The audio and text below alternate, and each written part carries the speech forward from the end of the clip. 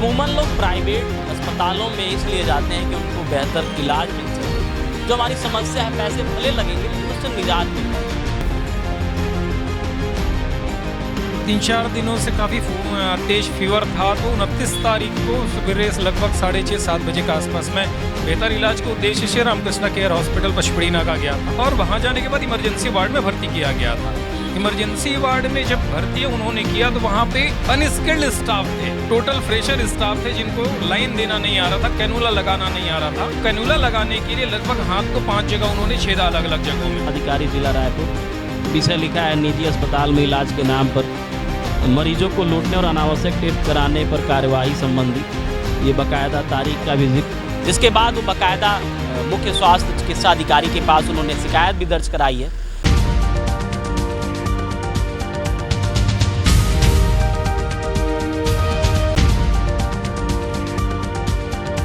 अमूमन लोग प्राइवेट अस्पतालों में इसलिए जाते हैं कि उनको बेहतर इलाज मिल सके और इलाज के साथ साथ उनको एक श्योरिटी हो कि जो भी इलाज के मापदंड होंगे, जो भी वहाँ पे कह सकते हैं कि डॉक्टर होंगे, नर्स होंगी, वो बेहतर इलाज करेंगी, मुझे कोई तकलीफ़ बहुत अधिक नहीं होगी और जो हमारी बीमारी है, जो हमारी समस्या है, पैसे भले लगेंगे लेकिन उससे निजात मिल जाएगा।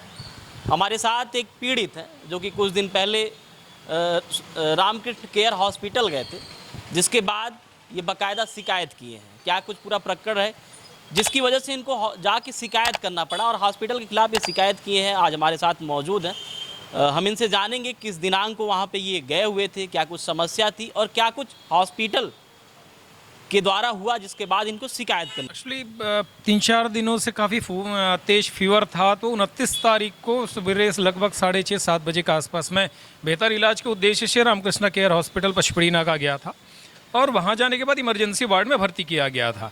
इमरजेंसी वार्ड में जब भर्ती उन्होंने किया तो वहाँ पे अनस्किल्ड स्टाफ थे, टोटल फ्रेशर स्टाफ थे जिनको लाइन देना नहीं आ रहा था, कैनुला लगाना नहीं आ रहा था और वो कैनुला लगाने के लिए लगभग हाथ को 5 जगह उन्होंने छेदा अलग अलग जगहों में। जब लगातार 5 बार उन्होंने हाथ को छेदा, उसके बाद उनको नस नहीं मिल पा रहा था, तो फिर मैंने किसी सीनियर डॉक्टर को आवाज़ दिया। चूँकि उस समय भी मुझे 101 डिग्री बुखार था, 101 डिग्री वायरल फीवर मतलब हो रहा था। उस समय भी 101 डिग्री बुखार था मुझे, और फिर भी मैंने उनसे कहा कि भाई किसी सीनियर डॉक्टर को बुलाओ, बार बार आप हाथ को ये जो छेद रहे हो इसे बहुत पेन करता है। अमूमन होता ये है कि अगर नस को जब छेदा जाता है, कैनुला लगाया जाता है तो तकलीफ नहीं होती, लेकिन अगर वो स्विप करके कहीं दूसरे हिस्से में चला जाए तो बहुत बॉडी को पेन करता है। अब जो व्यक्ति ऑलरेडी 101 डिग्री 102 डिग्री बुखार से पीड़ित हो, पूरा बॉडी पेन कर रहा, उसमें वहाँ पे प्रैक्टिकल जैसा चीज़ें की जा रही थी कि वहाँ पे एक्सपेरिमेंट किया जा रहा था।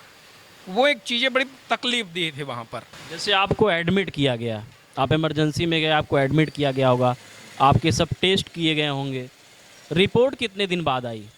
देखिए वहाँ पर तो डॉक्टर ने सबसे पहले ये कहा कि भाई आपको इमरजेंसी में हम डालते हैं, ड्रिप लगाएंगे, ड्रिप से आराम मिल जाएगा। डॉक्टर ने बहुत अच्छा ट्रीटमेंट किया, मैं डॉक्टर को थैंक यू बोलूँगा। पर बात ये निकली कि उन्होंने सबसे कैनुला लगाने में तकलीफ हुई। दूसरी जो थी, उन्होंने टेस्ट किया, ऐसे ऐसे टेस्ट किए जो आमतौर पे फीवर के लिए नहीं किए जाते, जितना मुझे जानकारी है, मेरी समझ कहती है। उन्होंने LFT टेस्ट कर दिया, उन्होंने सीरम टेस्ट कर दिया और उसके साथ ऐसे ऐसे टेस्ट किए हैं, संभवतः उसकी आवश्यकता नहीं थी। और ये टेस्ट का रिपोर्ट मुझे तब आया, मैं लगभग 7 बजे के आसपास वहाँ पे हॉस्पिटल इमरजेंसी वार्ड में भर्ती हुआ और लगभग 8:30 पौने 9 बजे डॉक्टर्स ने मुझे ये कहा कि भाई अब आपको OPD में जाकर दिखाना होगा या फिर मेडिकल में आप मेडिसिन में MD मेडिसिन से मिल लीजिए और आपको भर्ती होना पड़ेगा। चूँकि तत्कालिक मेरी स्थिति ये नहीं थी कि मैं हॉस्पिटल में एडमिट हो सकूँ, तो मैंने कहा कि मुझे भी डिस्चार्ज कर दूँ, OPD में आके मैं दिखा लूँगा। तो डॉक्टर ने टेस्ट भी किया था और फिर डिस्चार्ज कर दिया। जो मुझे बिल लगा मैंने पे किया, उसकी रिपोर्ट तब तक नहीं आई थी। अच्छा, आपको डिस्चार्ज कर दिया, रिपोर्ट नहीं है? हाँ, डिस्चार्ज होने के बाद तब तक भी इसकी जो ब्लड टेस्ट उन्होंने किया था उसकी रिपोर्ट्स नहीं आई थी। बाद में लगभग 24 घंटे बाद जब मैं फिर से रिपोर्ट के लिए गया, तब मुझे इन्होंने रिपोर्ट दिया। रिपोर्ट में जो डिस्पैच का जो रिपोर्ट का जो टाइमिंग था, लगभग 9:47 निकला और मुझे उन्होंने पौने 9 बजे ही 8:45 के आसपास उन्होंने मुझे डिस्चार्ज कर दिया था। फिर मैंने जो रिपोर्ट देने वाले से पूछा भी इस रिपोर्ट का मैं क्या करूं, किसी डॉक्टर को दिखाऊं या इस रिपोर्ट में क्या निकला है वो मुझे बता दीजिए। तो चूँकि मुझे डॉक्टरी समझ उतनी नहीं है, तो मैंने पूछा इसमें रिपोर्ट में क्या निकला है वो बता दीजिए।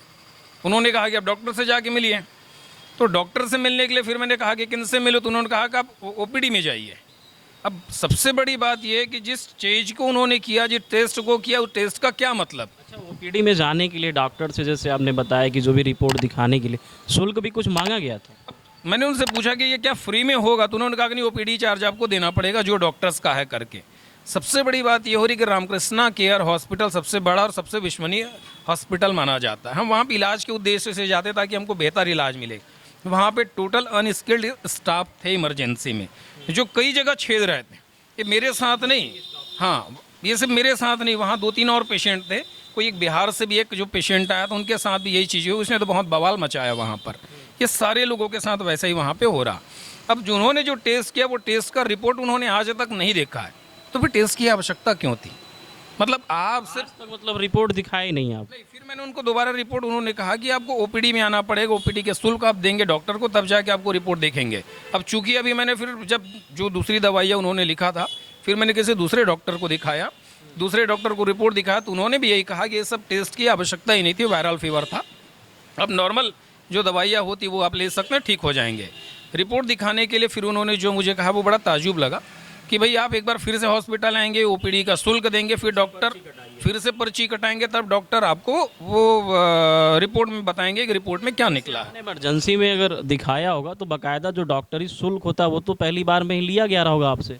वहाँ पर जो उन्होंने जो मुझे रिपोर्ट दिया है और जो बिल बनाया गया, उसमें तो डॉक्टर के कंसल्टेशन चार्जेस हैं, इमरजेंसी के चार्ज हैं, बेड के चार्जेस हैं, सारे चार्जेस वहाँ पर हैं।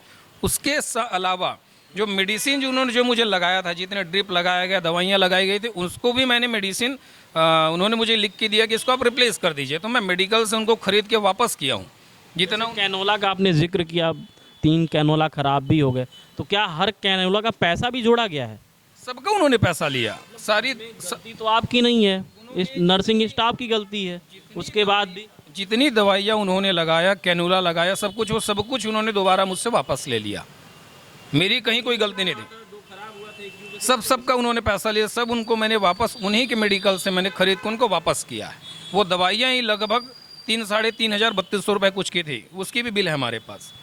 तो आपने शिकायत कर दिया। अब ये जो वहाँ पे हॉस्पिटल में चल रहा है कि अनावश्यक रूप से आपसे बिल बनाने के लिए आप कुछ भी टेस्ट कर दे रहे हैं, रिपोर्ट की आवश्यकता ही नहीं है, रिपोर्ट दिखाने के लिए आपको दोबारा ओपीडी में जाना पड़ रहा है, ये सबसे मतलब सिर्फ लूट है। वो आप लोगों से गलत तरीके से लूट रहे हैं। अगर कोई भरोसे में आपके पास आ गया है तो आप उसको इलाज के नाम पर लूट रहे हैं।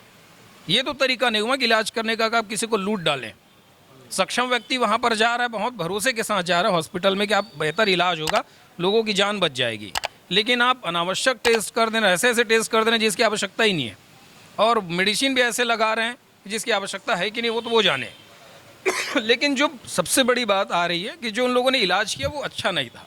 मतलब इलाज तो बेहतर किया, पर उनका जो बिहेवियर था, अनस्किल्ड स्टाफ थे, वो ठीक नहीं थे। कई जगह उन्होंने पूरे छेद दिए हाथ को, नैतिकता के मानक हाँ, वो उन्होंने बेहतर नहीं किया। इसीलिए मैंने भविष्य में, ताकि आम किसी दूसरे पेशेंट के साथ ये स्थिति ना हो, इसलिए मैंने CMHO ऑफिस में शिकायत की है, इसमें कार्रवाई हो। ये आप देख सकते हैं, श्रीमान मुख्य स्वास्थ्य चिकित्सा अधिकारी जिला रायपुर, विषय लिखा है निजी अस्पताल में इलाज के नाम पर मरीजों को लूटने और अनावश्यक टेस्ट कराने पर कार्यवाही संबंधी। ये बाकायदा तारीख का भी जिक्र किया गया है। आवेदक का नीचे आपको नाम भी दिखेगा। किस हिसाब से जो हॉस्पिटल की मनमानी रवैया कह सकते हैं, और जो रिपोर्ट के शुल्क थे वो तो लिया ही गया, साथ में उस रिपोर्ट को दिखाने के लिए ये बोला गया कि आपको अब जाके दिखाने के लिए भी चार्ज देना होगा। मतलब जो भी डॉक्टर आपका रिपोर्ट देखेगा उसके लिए भी बाकायदा आपको शुल्क देना पड़ेगा। और जब मरीज एडमिट होता है किसी भी हॉस्पिटल में, वो इमरजेंसी सिचुएशन में और किसी नॉर्मल सिचुएशन में, तो बाकायदा जो डॉक्टर की फ़ीस होती है सब कुछ इंक्लूडेड होती है। मुझे तो नहीं लगता कि उसके बाद अगर कोई रिपोर्ट आती है, टेस्ट होता है, रिपोर्ट आती है, रिपोर्ट दिखाने के नाम पर शायद ही किसी हॉस्पिटल में शुल्क लिया जाता होगा। लेकिन इनके साथ बाकायदा ऐसा हुआ है, रिपोर्ट भी बाद में आती है, और उस रिपोर्ट को आज तक ये उस हॉस्पिटल में जाके दिखाए भी नहीं है। तो ऐसे में सवाल ये उठता है कि अगर आपने रिपोर्ट टेस्ट को कराया है, किसी चीज़ को लेकर जांच कराया है, तो जांच का रिपोर्ट तो आपको देखना चाहिए ना, उसके लिए अलग शुल्क का प्रावधान कहाँ पे? हम चलेंगे हॉस्पिटल में भी जाएंगे, क्या कुछ स्थिति है जानने का प्रयास करेंगे, जो प्रबंधन उससे भी बातचीत करने का प्रयास करेंगे।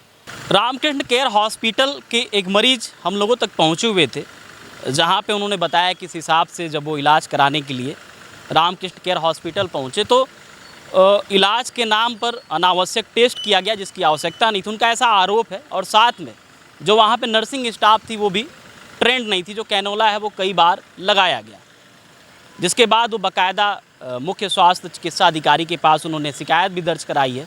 उसकी कॉपी भी हमारे पास मौजूद है, हम आपको दिखाना चाहेंगे। और जिसके बाद आज हम उस हॉस्पिटल में भी पहुँचे हुए थे।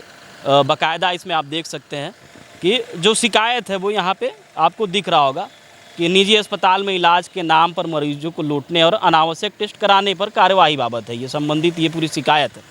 जिसके बाद आज हम रामकृष्ण केयर हॉस्पिटल भी गए, इस परिप्रेक्ष्य में बातचीत करने का प्रयास किए। जो हॉस्पिटल प्रबंधन के लोग हैं वो ऑफ कैमरा तो बहुत सी बातें बताए, बहुत सी बातें हुई, लेकिन ऑन कैमरा, ऑफ कैमरा बातचीत की, लेकिन ऑन कैमरा बोलने के लिए मना कर दिए कि ऑन कैमरा साहब हम नहीं बोल सकते हैं। जिसके बाद अभी पीड़ित ने शिकायत दर्ज की है, मुख्य चिकित्सा अधिकारी के पास शिकायत दर्ज है। अब देखना होगा इस मामले में आगे क्या कुछ कार्रवाई होती है।